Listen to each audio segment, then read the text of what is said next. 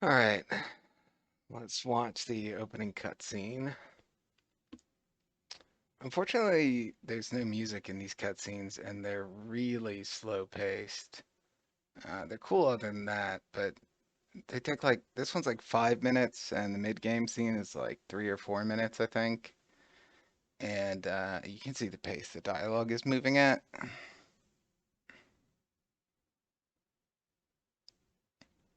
So it's not quite as driving as like download, but I figured I'd include it and finish off warming up.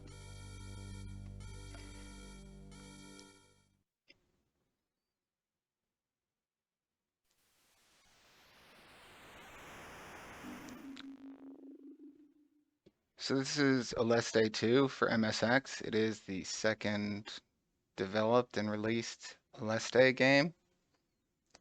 The or sorry, it's for MSX2. It's the first of two games for the MSX2. And I don't know anything about the story of the first game because it didn't seem like the Master System game itself had any story in it. It might have been in the manual or something.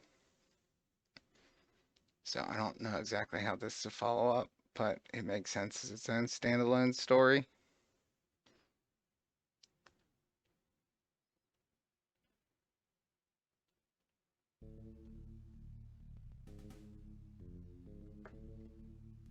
Oh, we do get a little music.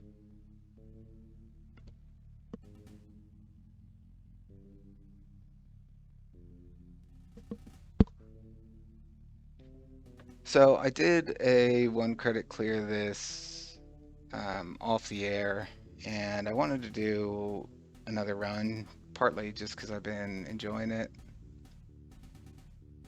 Wanted to keep playing it for a little bit longer. This is probably my favorite Aleste game. Super Aleste is also really good, but I haven't put as much time into that one.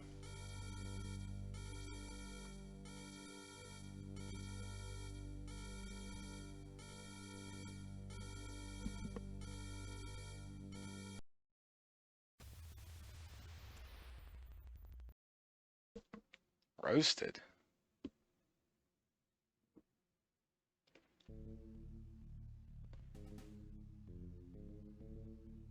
So yeah, what I like about this one is that it keeps sort of the caravan style and difficulty of the first game, while also having much more balanced weapons and a more balanced like rank and recovery system than that one does. So it's not so monotonous to play, and it's got better level themes as well. With unique enemies in each stage, but also still like a lot of recurring enemies that you see in different variations, so it feels more designed.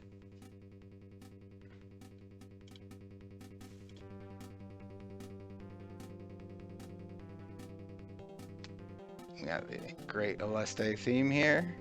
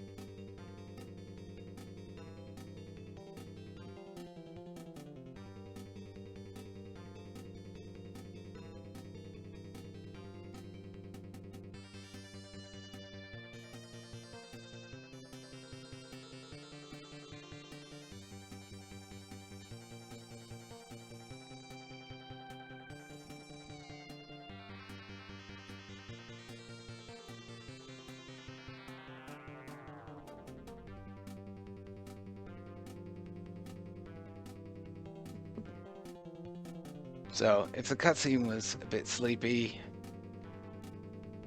this does all the work of getting you warmed up to shoot. If you don't want to blow up a bunch of stuff after hearing this song, then I don't know if you've ever played a video game before. So yeah, it's a multi-disc game. The one disc has all the cutscenes on it. then disc A has the first half of the game and disc B has the second half. And it actually, when we get there, you'll see, kind of makes sense, the division into two discs. So yeah, we start out with a weapon select. So this is the first game in the series to have one of these. And Super Aleste, and GG Alestes, or GG Aleste 1 did not have a weapon select, but the second game on Game Gear, I think, and the second game on Master System also had this. So this is going to be the weapon that we start with at the beginning of the game, and anytime you die, your main weapon is going to be reset to the base level, but you're going to keep a level 1 version of whichever one of these you have equipped. So just briefly, 0, that just increases the speed of your main shot. That can be useful, does a lot of damage. 1 is what I'm going to use, and you'll see what that does. It's sort of a circular shot right in front of the ship.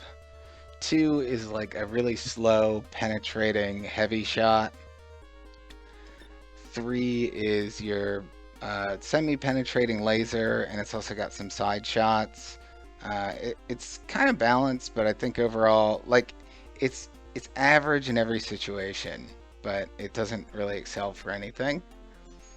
4, homing shot. This is probably the safest weapon to use for the entire game, but at base level it's pretty weak, so I don't actually want it to be my starting weapon. 5 is the wide shot, and again, at the starting level it's kind of weak, but it is pretty useful, fully powered up shot that you could probably play the whole game with. And 6, which here is called Grab Bomber, is actually our first instance of the napalm weapon, that I guess is somewhat iconic from Musha and the GG Aleste and Power Strike games. So 6 is the only weapon that deletes bullets, which is a lot different from the way that the first Aleste game worked. But again, I'm not going to use it just because there are certain situations where the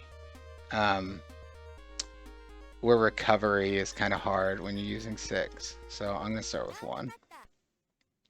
I just think 1 has the best starting power level, but I'm actually not going to power it up all the way or use it that much, except for when I'm recovering.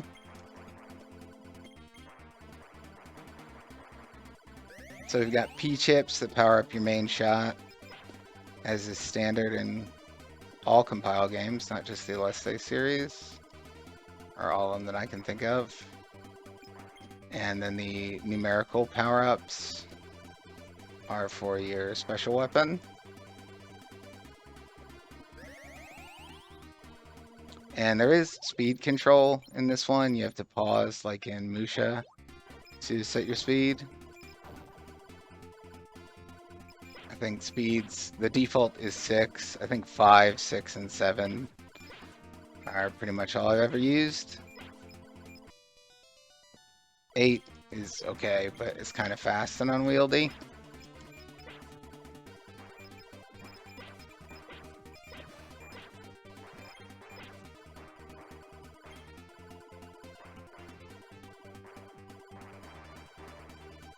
And there is ammo. This is the last Aleste game that uses ammo. That's the top right number in the HUD, next to ARM 1. So you do need to keep picking up weapon power-ups even when you're at max power if you don't want to run out of ammo, because if you run out of ammo, that's going to be a full power down. So it's pretty disastrous if that happens. You may as well. Well, it's not quite as bad as dying, but it's not good. So we start out with our first turret wall, but it's a pretty cool looking turret wall. Very colorful, which is something that this game does well.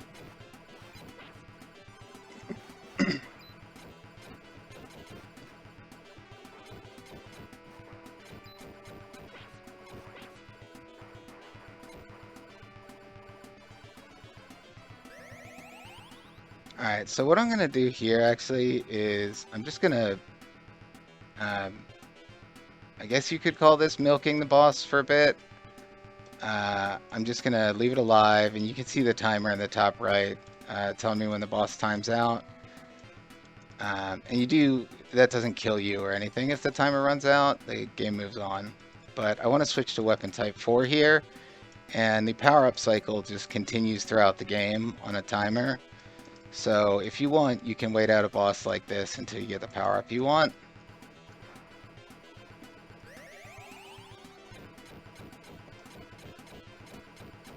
Most of them aren't going to be as easy to survive against indefinitely.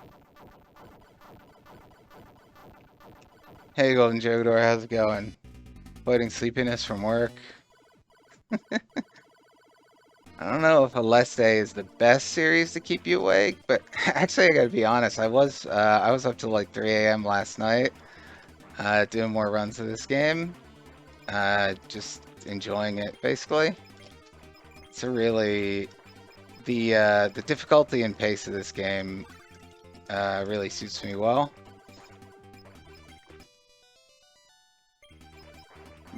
You never have to play perfectly, but you can always recover.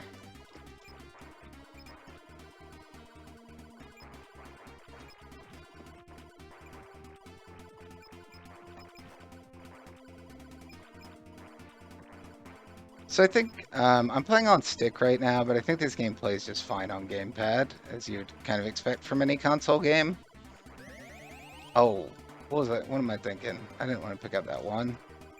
All right. So actually, that demonstrates something for you there. That accident is that when you switch weapon types, it's not a full power down, but it's a 1-level power down. So I was at level 3. When I switched to 1, I dropped to level 2. And then when I switched it back to 4, it was back to level 1. So you can't really... You're not heavily punished for switching weapon once, but if you want to switch around a lot, yeah, you're basically going to reset your power level. And your main shot can cover you some if you've got that powered up a lot. But you don't want to switch around too much. And you can see those defense pods, like the one I just picked up, that rotate around the ship. There's no defense type weapon like there is in some of the Aleste games.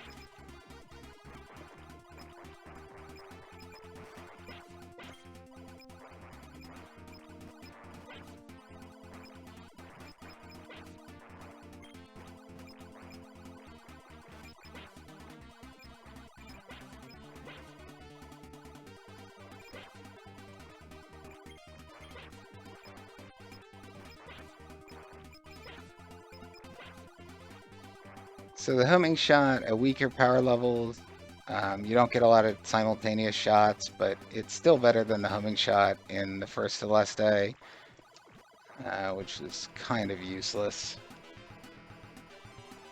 Oh, you're just too tired to stream. Yeah, I hear you.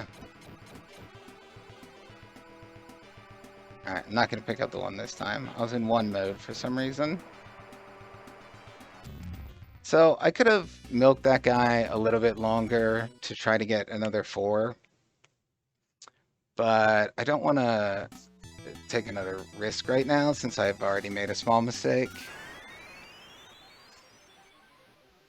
And that was probably like a 6-minute stage 1, but there were 2 bosses in it, 2 different backgrounds. So I think it starts to show the sort of variety that you would get in the later compile games.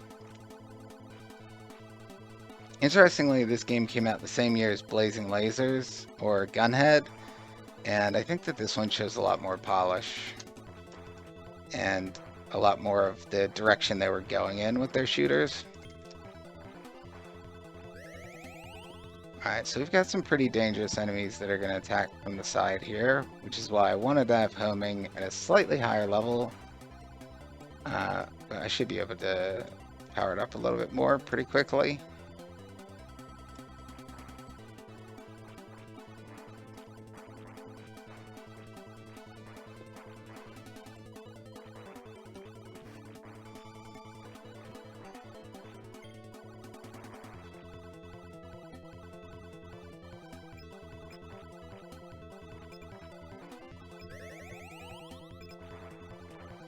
Yeah, these guys that are phasing in at the sides here, they basically move sideways until they're almost lined up with you, and then they move directly up or down, whichever direction you're in. So if you don't have some side coverage, those guys are really dangerous. And that's why I don't use the weapon 2 very much, because that's the one that has the worst side coverage. Yeah, I think in terms of manageability on pad, I think that Don Makus are kind of rough, for me at least. Like when I switched over to playing on stick, I sort of understood the way that you move in a Don Maku a lot better. And I also think that slower movement speeds typically are better suited to a pad. But it also, I mean, it depends on the pad you're using too. Like it depends on the stick you're using, depends on the pad you're using, depends on your level of experience using whatever controller. So here, this is not my favorite part because the background actually uses the same color as some of the bullet sprites.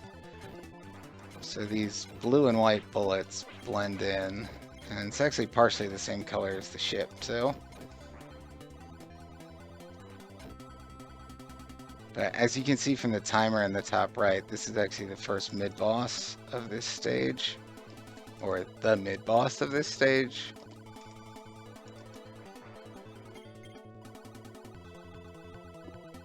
So homing makes pretty short work of him. Weapon type 5 is also very good to use against this guy, because he's got 6 weak points to start with, and if you can hit all of them at once, you can kill him a lot faster.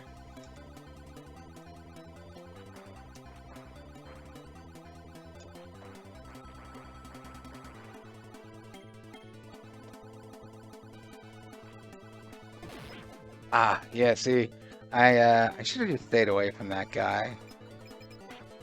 But I wanted, he was making me anxious, so I wanted to kill him, and ended up just ramming me. That's alright. That's why we got weapon type 1, because that's the recovery weapon.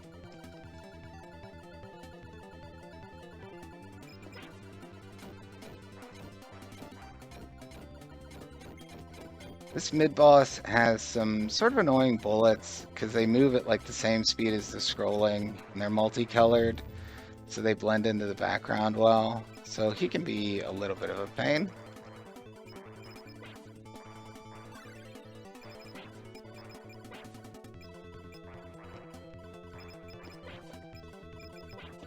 And I'm going to stay with 1 for a little bit longer.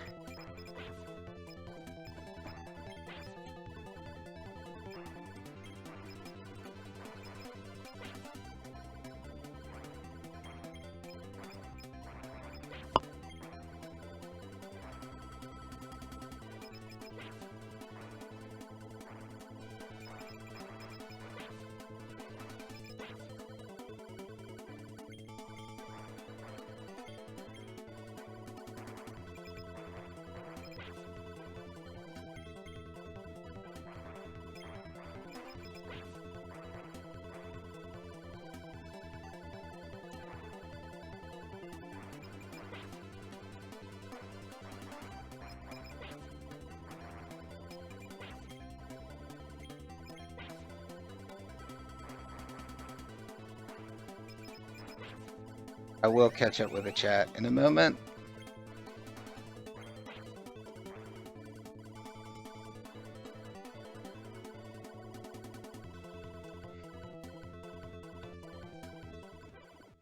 Yeah, I mean, but the thing about the Gus Futari thing is that Gus is a very unusual player. So yes, it's physically possible to do. There's no question about it. But at the same time, like years ago, when I didn't really understand that, I thought, okay, well that means like anyone can play it on gamepad, and so I just stuck with gamepad and never made the switch to stick. And then when I never made any progress on playing Futari or any of those other cave games. Like I never made it past usually the stage 3 wall. And then I switched to stick, and suddenly I was way better at the games because there's like a type of movements that you're doing, like lots of small taps and diagonal movements in particular are just, I think that like the games are designed around being played with the stick. So although technically you can pull off those maneuvers on a gamepad, I think for most people it's going to feel more natural to do it on the stick. So it's like, if you're good at playing with a pad, you definitely shouldn't abandon it. But if you're struggling with the game, this is just my opinion, of course. I'm not the person that anyone should be taking advice for necessarily, advice from. But if you're struggling with the games and you're playing with a pad, I think you should try a stick. You should try learning to play it. Because it took me months of using a stick before I was comfortable with it.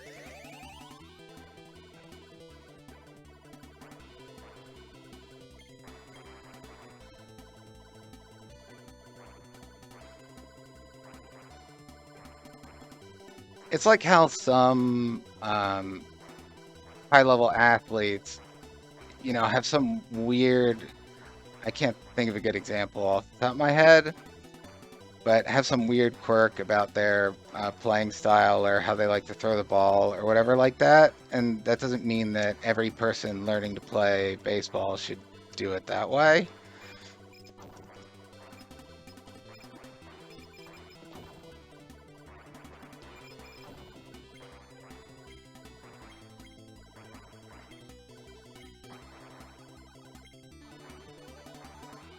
But if you're playing something like Aleste, it really doesn't matter.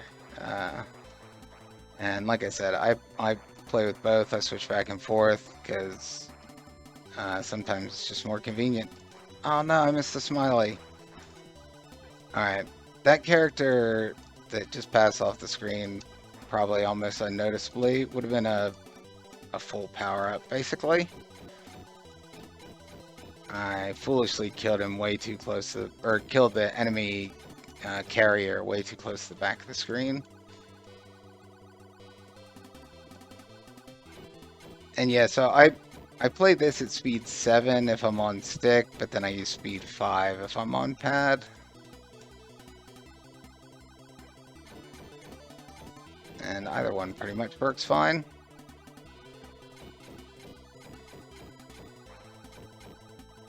This is really great. This whole soundtrack is great, but this song in particular is my favorite.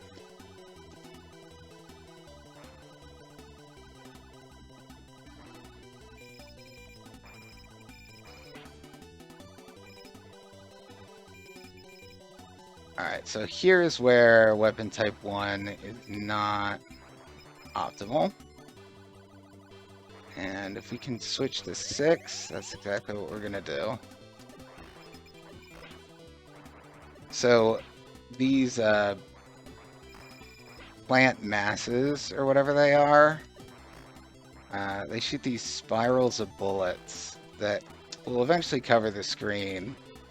And Weapon 6's ability to delete bullets right in front of you is very useful for clearing out a path through these guys.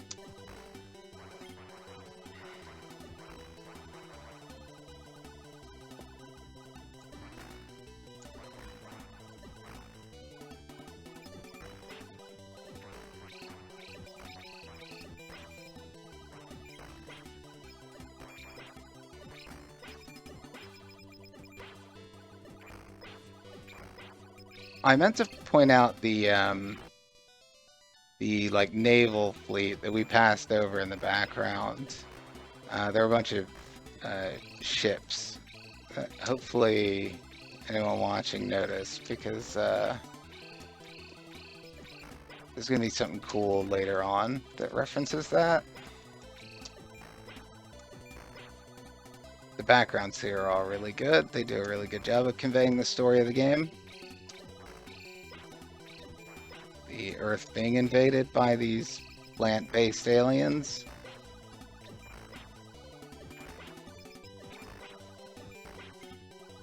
So weapon 6 is really good at level 3 and level 4, I find, where it shoots only 3 shots. When it powers up more, it's going to shoot 4 shots, which means it's not going to have a direct forward shot. And I don't like it as much at those levels, so I usually don't use this one at max power.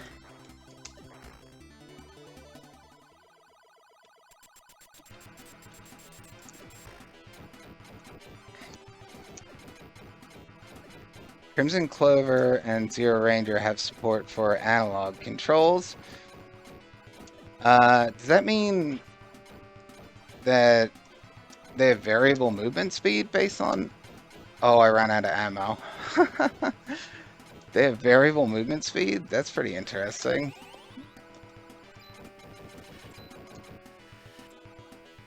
I used to really like analog control for Doom, but then I started playing some more platforming-based map packs, and it can get pretty annoying. Just like, it's a little bit harder to walk in a straight line using an analog stick than your keyboard. So this guy, you have to hit all the segments of the snake until they turn white, and then destroy the head. And the reason I'm using weapon 5 is that after I ran out of ammo for weapon 6, I had no sub-weapon equipped, so I just picked up the first one that showed up. Yeah, I kind of got trapped there. There's going to be a ton of extends in this game, so individual deaths aren't that worrying. It's more about dying in a place where it's going to lead to chain deaths.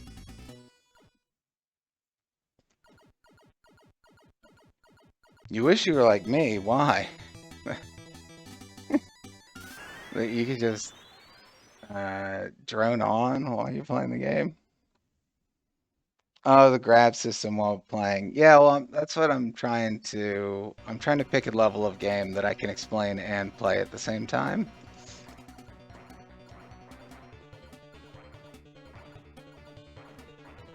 It's definitely later on, I'm not going to be able to talk so much, so I'm trying to get a lot of the main points out of the way. But I'm pretty confident that this is going to be a clear run, because the last few runs I've done, I've made it through, and it's just a matter of, again, not chain dying a whole bunch anywhere. Once you get to stage, like stage 6 is the real wall.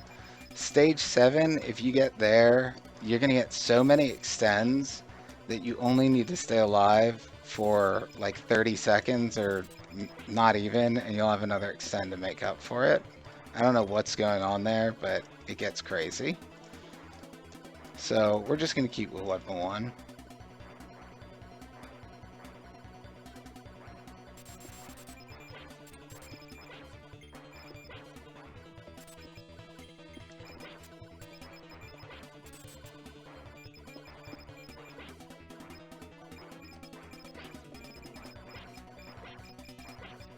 Alright, I was able to get back to the center. If you get pushed off of the center here, off of this sort of like blue area, all these flower-shaped turrets are going to start building up and like filling the screen with a ton of projectiles, and it's going to be really hard to cut across them.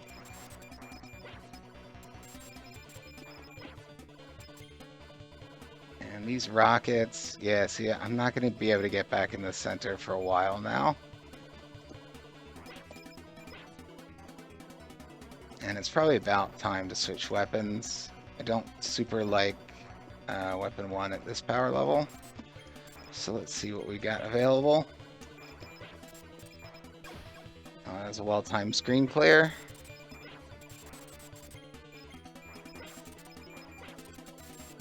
I think I want to take weapon 4 again if I can. Whoa. Things will chase you around. Alright, here's weapon 4. Actually, weapon 1 would have been better for this sub-boss, but since the boss isn't hard, he just has these destructible projectiles. It really doesn't matter. Honestly, the power-up carriers are going to be more of a danger to me here. So this is another place where I'm just going to milk this for a little bit and let the power-ups wait till we cycle back to a 4 again. I might not wait all the way till 4, but at least get close to it. This one doesn't actually have a timer, so I'm not positive how it works. Seems like it has to time out sooner or later.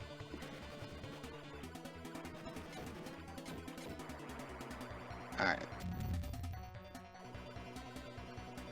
Its movement pattern around the screen is scripted, but I only know the script up to a certain point, and then I start to get worried that it's gonna like corner me or something. So that's why I don't drag that out too long.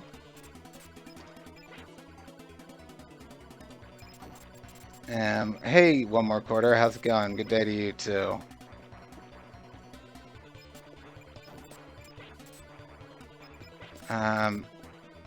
So weapon type 4 is surprisingly good at point blanking. It has a really fast firing rate if you can get close to a target. So that's pretty useful in this stage. Alright, I know there's a 4 coming up in the power cycle. Oh, and a dropped 4. So there's enemies that drop power-ups and your regular carriers. And the enemy power-up drops come from those waves of yellow enemies, which are, those are all scripted. So like the same wave will give you a 4 every time or whatever. And then the power-up carriers just cycle from 0 to 6. Alright, come on. Alright. So these rockets can definitely push you off the center. Firing those bullets from behind. Yeah, that was a little frustrating because that was a bullet from off screen.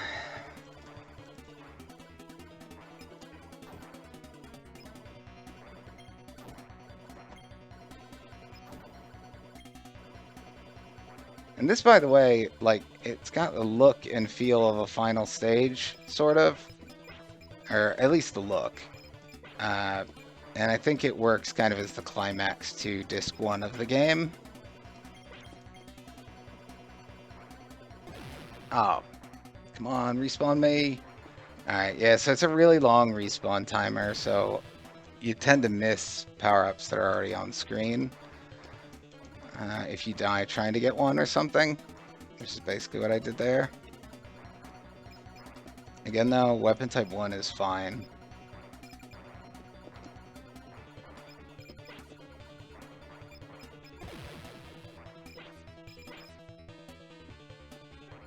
Alright, I'm gonna take 4. Just I've got a chance to. Things are gonna stay pretty hectic for a little bit longer, and we're almost at the boss. Yeah, here we go. Alright, so this is a pretty weird boss fight.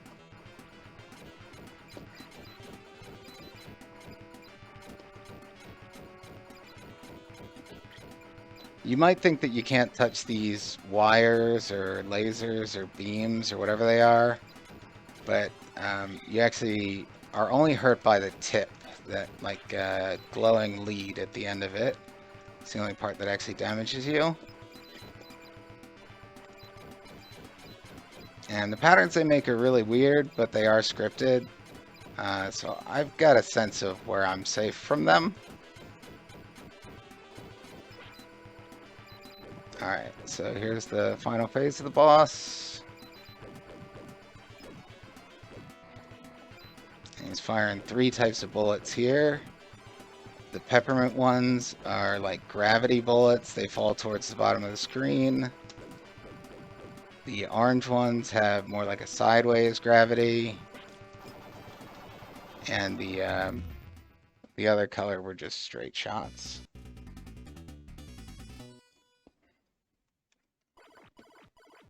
Alright, I'm gonna stick with 4.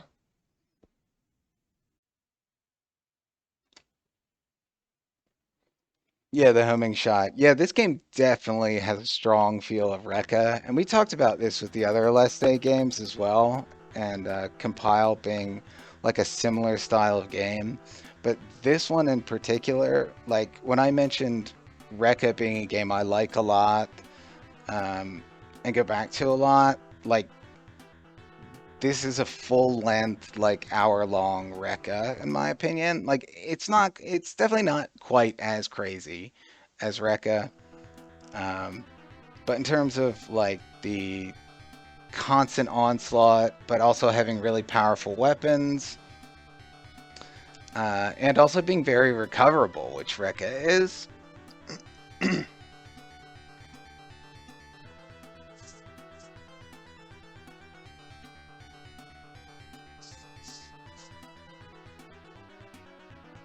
So I actually don't know what our pilot's name is.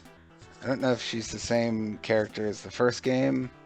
I know that Gigi Aleste has a male pilot, so it's definitely not that one.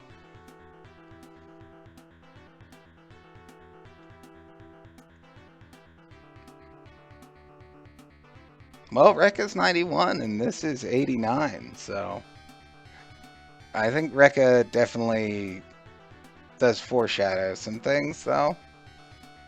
And it also, all these games have a degree of slowdown and flicker because of the console hardware they're running on. But Recca manages to. I think it has like some of the worst flicker, but also some of the most tolerable slowdown.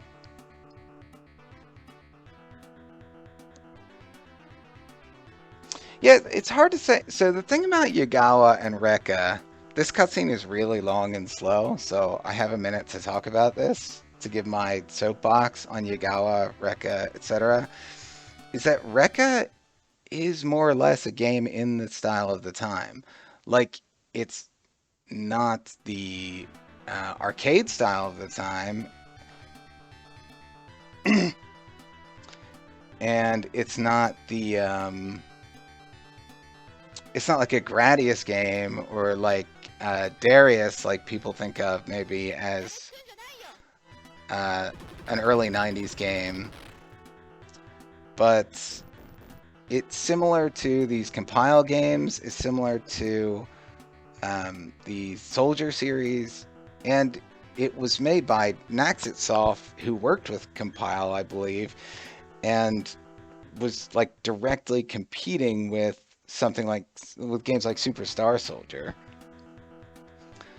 So, um, like Recca is definitely the most extreme example of that genre, and because Yagawa went on to work at Rising, although also some people from Compile formed Rising, of course, but because Yagawa has such a noticeable style at Rising, I think that it's the easiest place to like make that connection between like the later arcade games and um, this like caravan style of shooter, basically. Okay, I think I didn't insert it. All right, so disc two, this is where things are going to kick off, basically, or it's going to get a bit harder. This first stage disc two, is it's actually this is a decent place to recover some, but it's not easy, and uh, the subsequent stages are going to be grueling, basically.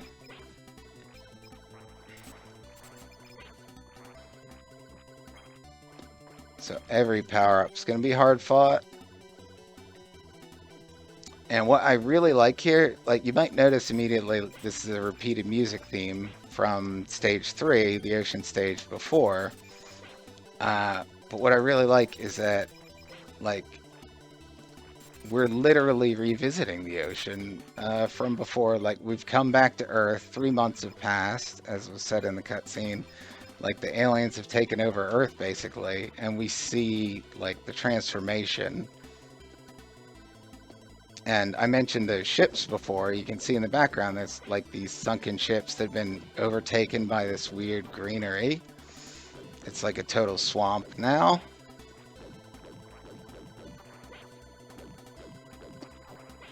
So in the second half of the game, we're essentially going to work back to the beginning of the game.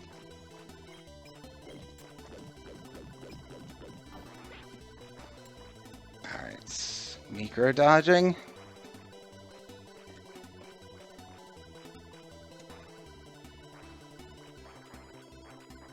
So I wanted to get a chance to show off all the weapons, but I have a feeling weapon 2 isn't going to come up because I made too many mistakes early in the game. And I don't think weapon 3 is going to come up either, but I should get a chance to take 5 because I'm going to like that for the next stage. So what weapon 5 can't do that weapon 4 can, they both have very wide coverage, but weapon 4 has this point blanking that I mentioned, and weapon 5 doesn't really work for doing that.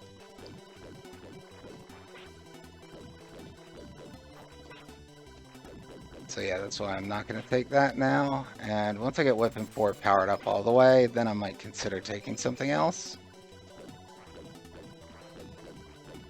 But I'd like to get through to the end, so I'm gonna stay on the safe strat.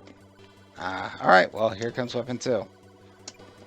So there is, yeah, still some power-up dodging in this game, and some failed power-up dodges can lead to weapons that you don't want. But this isn't gonna screw me over too hard.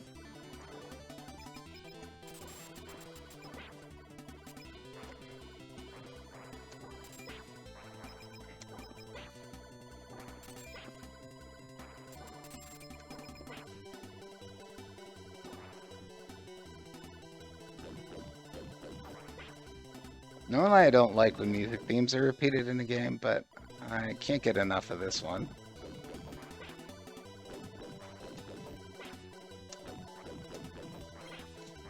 So 2 is really good at taking out enemies as soon as they come on screen.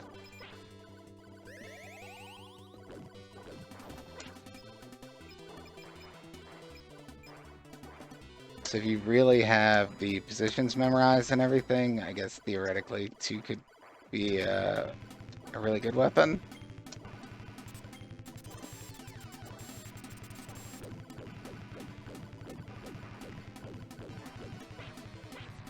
Alright, this part is definitely scary with the slow firing rate though. I would have liked to get that 4, but it would have been too risky to cross the screen there. The power-up carriers will always spawn on the opposite side of the screen that you're on. And then they sort of swoop into the center.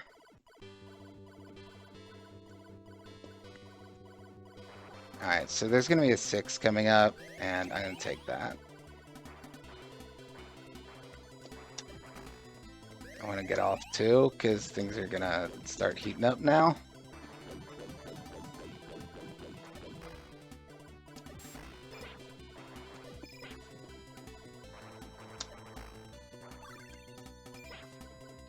And I could not, you can see I have a few different color, I've had a few different color pods over the course of the game.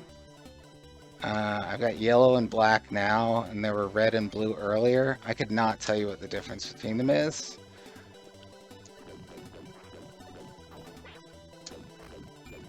They all seem to rotate in the same way. I think that the only thing I've noticed is I think that the red ones like suicide attack bosses.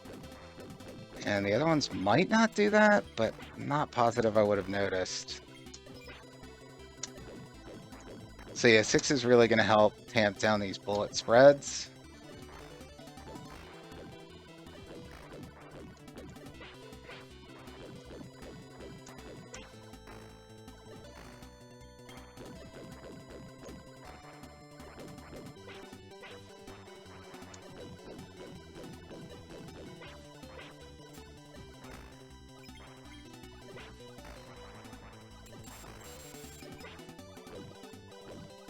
No 2.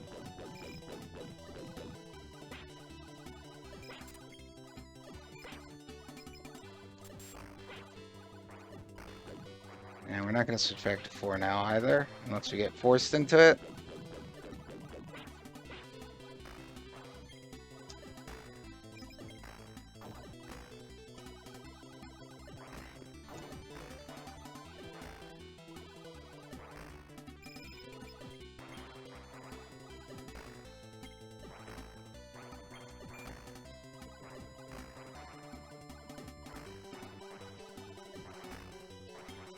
There are two shot buttons here. There's your main shot and your special shot.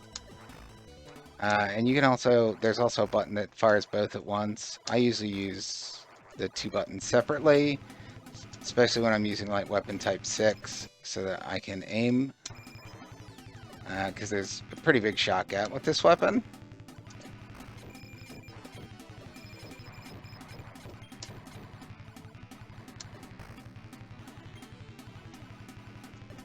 Just gonna avoid hitting that 0 and letting that fall towards me.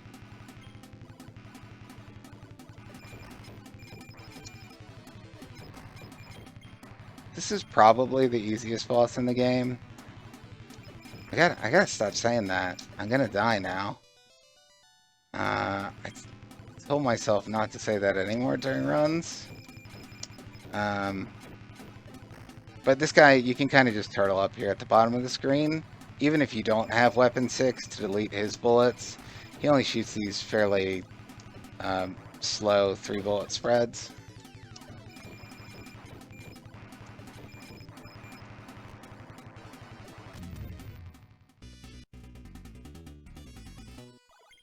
Alright, so now I'm going to want to switch to weapon type 4 or 5. You say stuff like that on Batman? What, like this is the easy part? It always jinxes me. Stun Gun Clan is the easiest boss game. You can choose him. Yeah, sometimes there's cheesy stuff, but it's just I just try not to curse myself. Alright, so let's use 5 for a while here. And you might not recognize this immediately from the other games in the series, but if you think about Power Strike 2, which has the destroyer missiles, this is actually very similar to that sort of spread missile weapon. It's not like your normal V spread shot, like you get in Raiden or whatever. Whoa, whoa. Goes backwards a bit and then forwards. I guess maybe you could call it more of a flanking shot, since it splits up to either side of you and then attacks forward.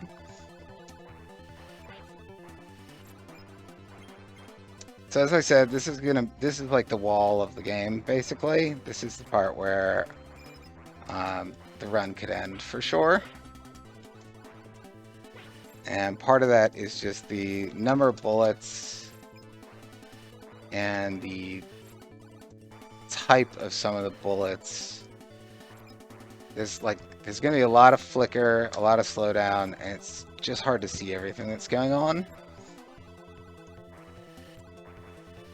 Oh, so I finally got to the main flame shot. That took a while.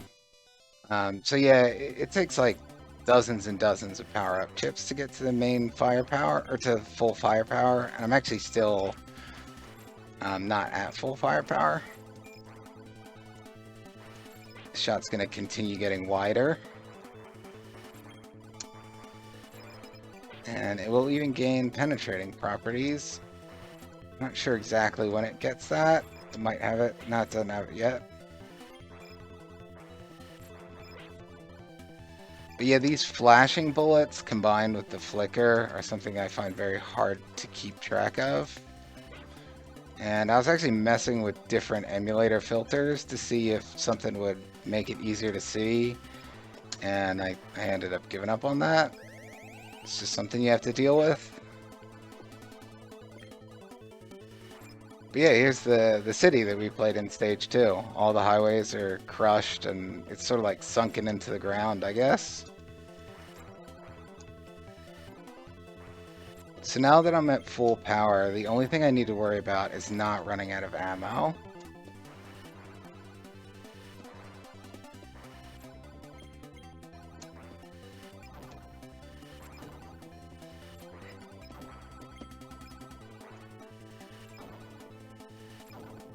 Oh, and not getting shot.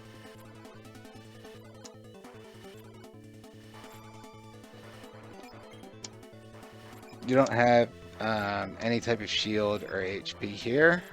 You just got the rotating pods that eat bullets. I think this is the last Aleste game that doesn't have any sort of shield. I know Musha has one. I don't remember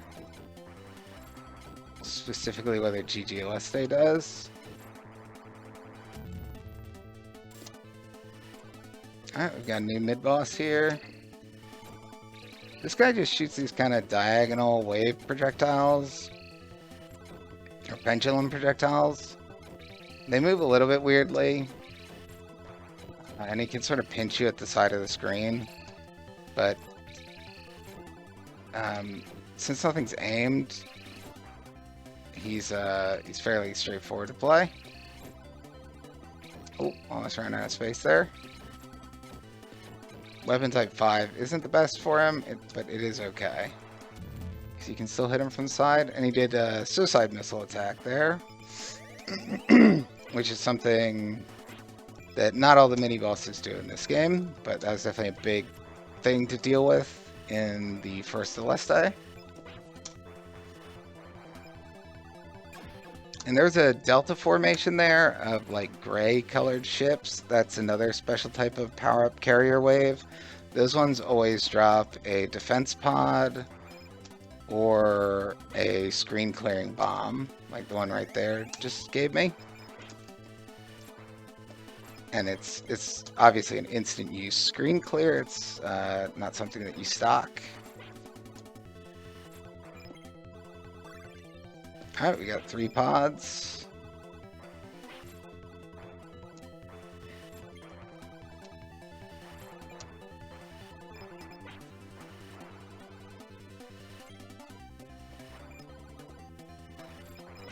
They've converted the roads into eyeballs.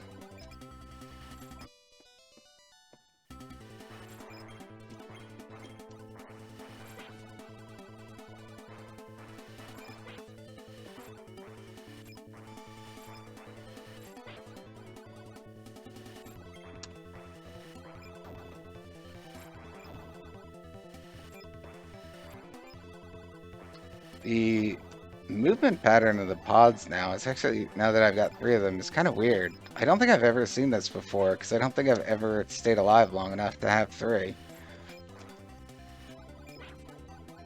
They're a pretty uncommon item. You get 2 in the first stage, and it makes it seem like they're going to be fairly common, but then there's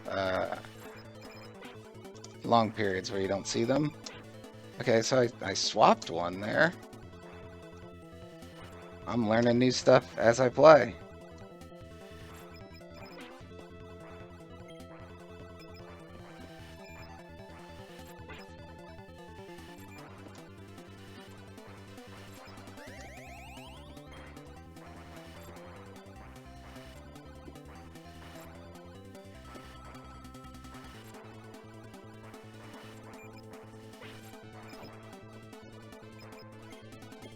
And the whole game, you know, I want to say that like this stage is an endurance test, but that really is the nature of the entire game.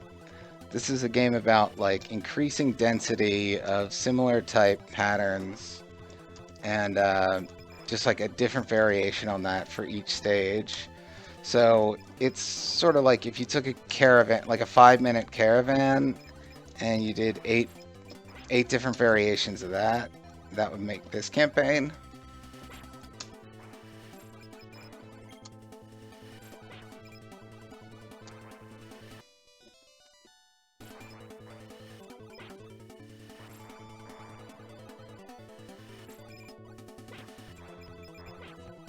See if I can use this bomb. Yeah, that was perfect timing.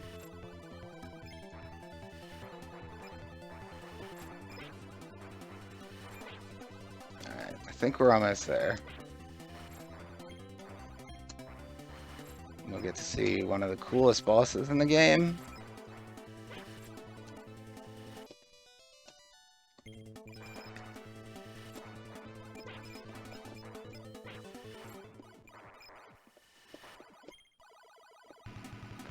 All right. Mud T-Rex. Yes, you can see my red pod did a suicide attack, but I don't think the black one is going to do that. Well, we'll wait and see whether the other red one does it as well. So here you've got a return of the snake from stage 3, but it's actually not the main boss, and you can't kill it, even though it does still change colors. Really, you're just targeting the head of the T-Rex.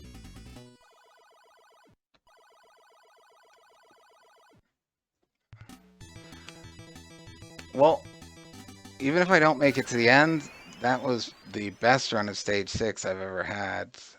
So that alone is worth keeping. So I've got 17 lives in stock now, which is pretty good because there's more to come. And I'm definitely going to lose a lot of them along the way. So yeah, we returned to the forest from stage 1. We're back to the beginning now. Oops, there we go. Shit's about to get real. And we've got a giant battleship.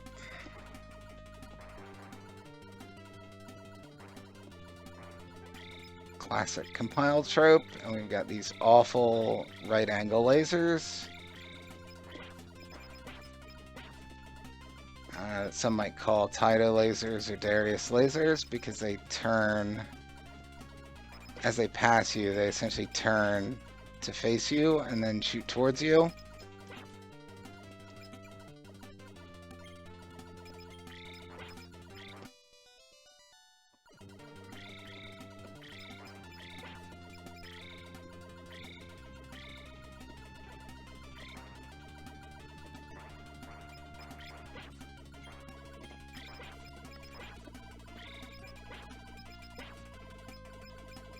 I haven't actually played the first couple Darius games, so I don't know when those start to show up. Obviously, both of those games are older than this one. Alright. There's definitely going to be, there's a lot of expected deaths against these lasers.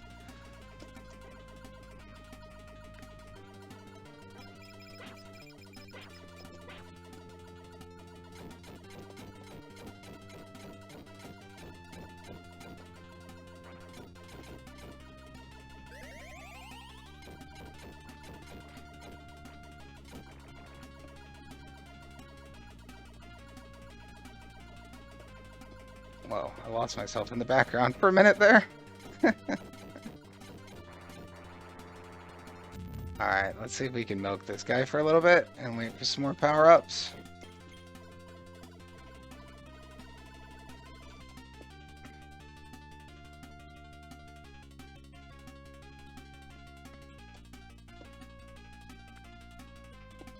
This is the mid-boss from stage 3, I'm pretty sure. Oh, wait, are the power-ups not spawning? Whoa. Is this the only place in the game that happens? He timed out a lot quicker than I thought he would. That was unusual. Every other place I've tried that, you're able to survive until power-up carriers spawn. But they're not letting you get away with that in stage 6, I guess, or stage 7.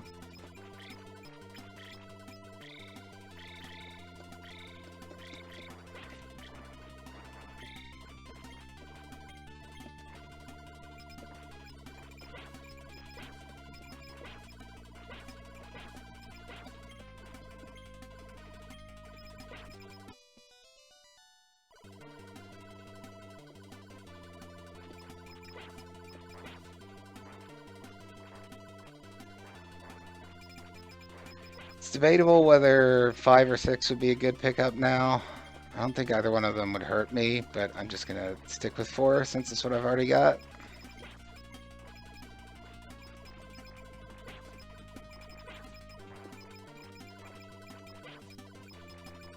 Six would help cut through some of these bullets, but at power level 1, it's kind of slow, so, you know, there's some strategic balancing. Like I said, the weapon balance in this game is really good, and that's one of the reasons I like playing it.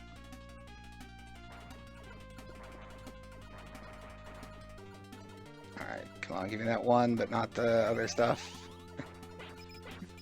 All too close together. It's like that part at the beginning of Spriggan, where they just give you all the power-ups on top of each other. Alright, I gotta watch out for these lasers. And we get a new type of cannon here that shoots rotating balls.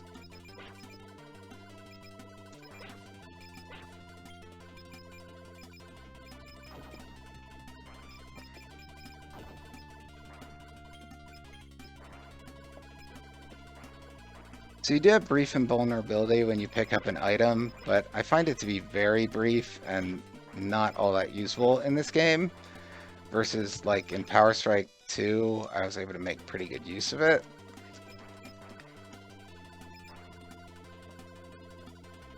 We're gonna stick with 1, not switch over to 4.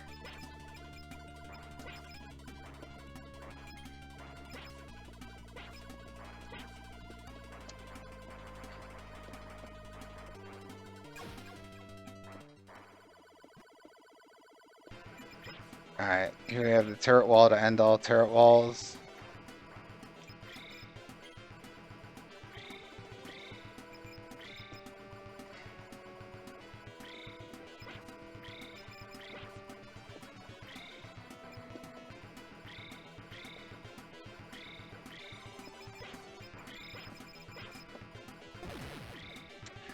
The laser was going to get me if I didn't try to cut across the bullets, and I didn't think I had a big enough gap, but I had to go for it. Or the way I saw it. When I watch it back, there'll probably be something else obvious. Believe it or not, that's the best run I've done of that boss. Normally that guy... Your meds. Normally that guy takes like 10 lives. And I end up killing most of the turrets just with the death explosion. Alright, stage 8. Hardest for last.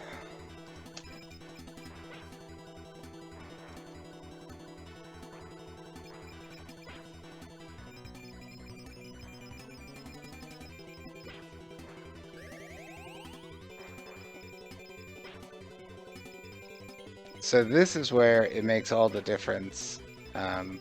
If you're powered up or not. These barriers that block off the screen are so much easier to deal with if you have a powered up main shot. If you're at low power, you normally are going to get forced into dodging them. These first few I can kill, or for a while I'll be able to kill them, I think. As long as I can keep weapon 1. But eventually there's just going to be too many of them to deal with. If I can get weapon level, if I can get 4 at level 2, that would also be useful. They're a different color, but they're still homing lasers.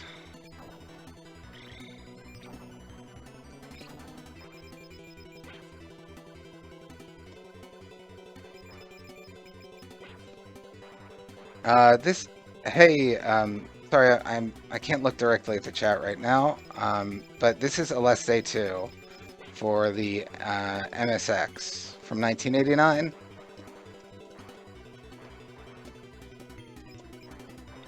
Thanks for stopping by to watch.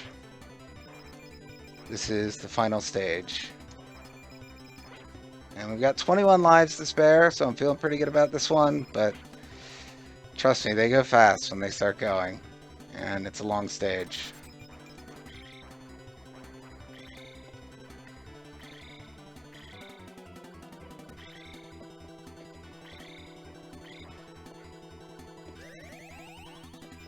Alright, so now it's safe to switch to 4 when I get the opportunity. If I can survive long enough. So there's something I did there by staying at the back of the screen, which hopefully I can explain the next time I see that enemy type. There's a specific type of turret. Oh, I thought it'd be enough. There's a specific type of turret that only shoots from behind. So you can get them not to shoot by staying all the way at the back of the screen.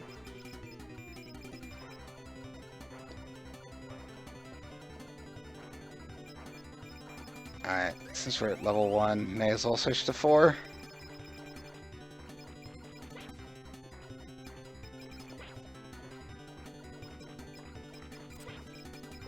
Yeah, see, this thing here, this is actually a turret, or a cannon that's only going to fire when I pass it. So that's why I hold back. Oh no, I'm going to get cut off. I needed to be killing the enemies. I wasn't looking far enough ahead. I needed to be killing the ones on the other side.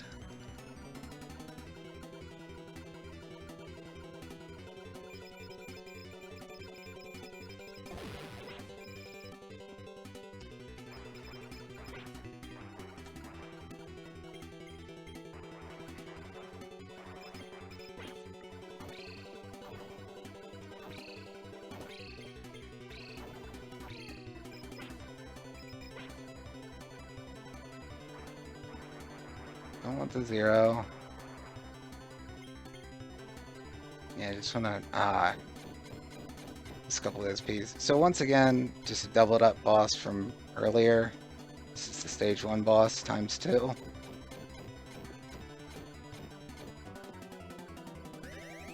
And he's definitely quite a bit harder when there's 2 of them because these curving bullets overlap. And it's hard to predict where they're going sometimes.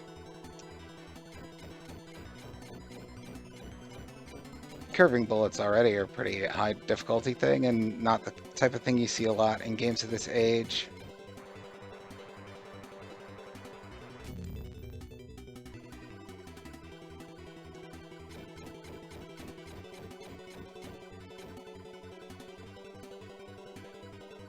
I would kind of like to milk this guy for more power-ups, but I think it's just going to be too dangerous.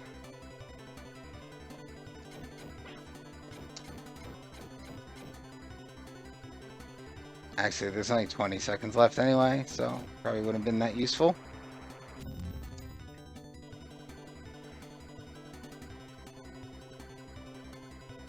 Oh, you got into PC Engine shmups a few months ago. That's awesome. I've been playing a bunch of those recently too. Love PC Engine games. Well, shmups in particular. I'm not sure there's a ton of other PC Engine games that I've really gotten into.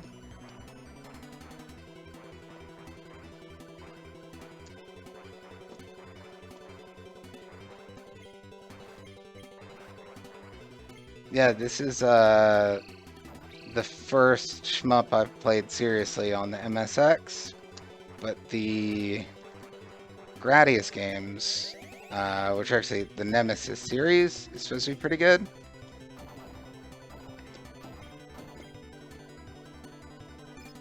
And Space Mambo, I think, is another one that's pretty well regarded. Another one by Konami. I want that one so badly. Couldn't chance it. This may look like a boss, but he's not.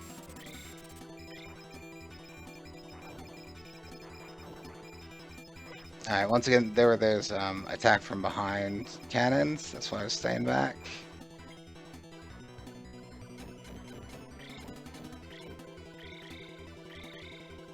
And all these are all still just homing lasers.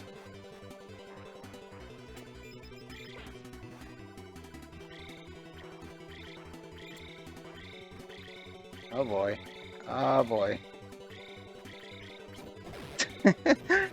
I almost made it. Yeah, just give me 5. Mix it up.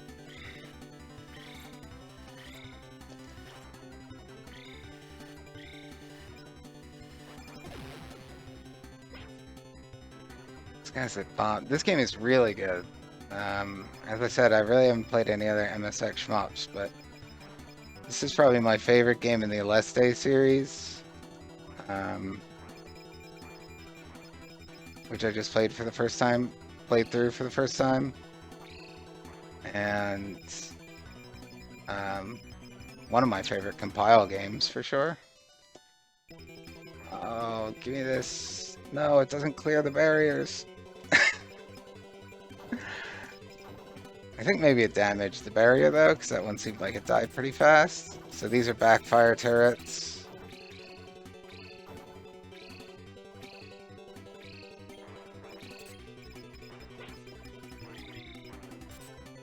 More homing lasers.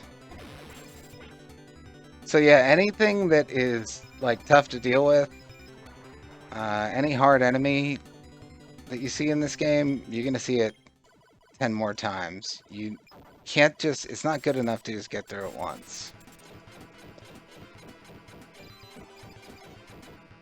So I'm not in good power standing here, but I think with the number of lives I have, I will hopefully be able to make it through.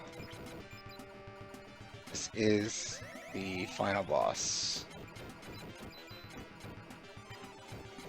And of course, he's got homing lasers.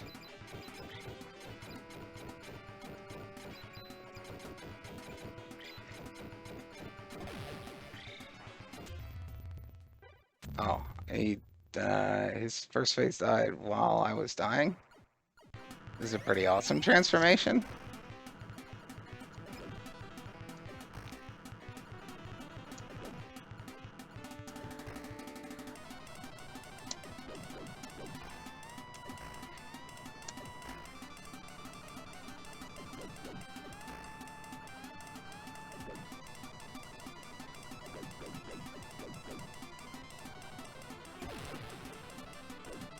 I was afraid the power-up carrier would hit me if I went the other direction there. But, yeah, there we go.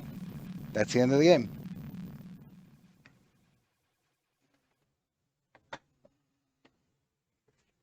So I'm happy with that run. That was a good one. Oh, yeah, notice I've got 79 lives at the end because of the big point bonus. So let's watch the final cutscene. Happy with that run because I did get a recording of one that I did off air. But there was a problem with the sound where I was listening to music during stage one and I forgot. And so I didn't want to have to like re-edit it. I was sort of dreading needing to like edit it or something. So now I've got a good one, and I think that was good enough commentary to call a Let's Play. Thank you, One More Quarter. And Xandro83, and thanks for coming by to watch.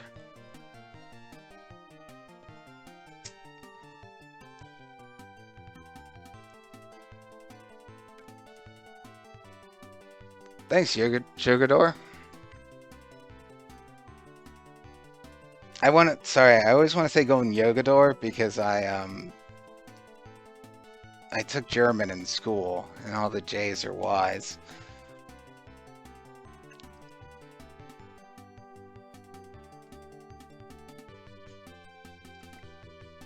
Yeah, definitely check out this game. It's a really good one.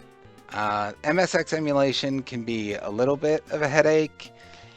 If you happen to be using RetroArch, I'll tell you right now, if you're using RetroArch and Blue MSX, I'll save you 5 hours. Turn off Run Ahead, because that will break the disk swapping, at least in the version of RetroArch that I have. It's a really weird bug, and it wasted a lot of my time. But you need to be able to swap disks to play this.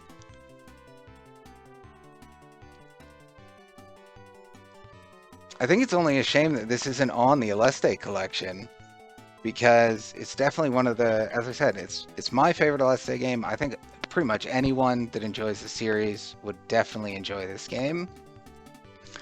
And it would be cool to see a version of it that has the flicker and slowdown removed, like the MSX or the Master System games and Game Gear games on that collection.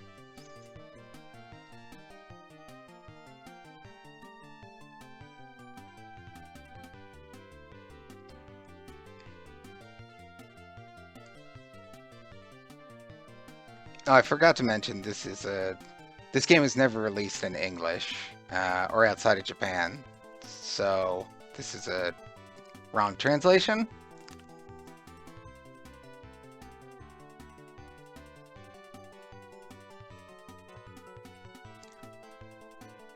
It's definitely not a difficult one to clear either. You get so many extends. Like I said, if you can make it through stage 6, you could definitely make it to the end of the game. It's a long playthrough, but I think it's one of the best paced of Compile's games. Just because, again, the recovery is so well balanced, the weapons are well balanced that you don't have to no-miss clear it. In fact, it's more fun, really, if you're dying all along the way.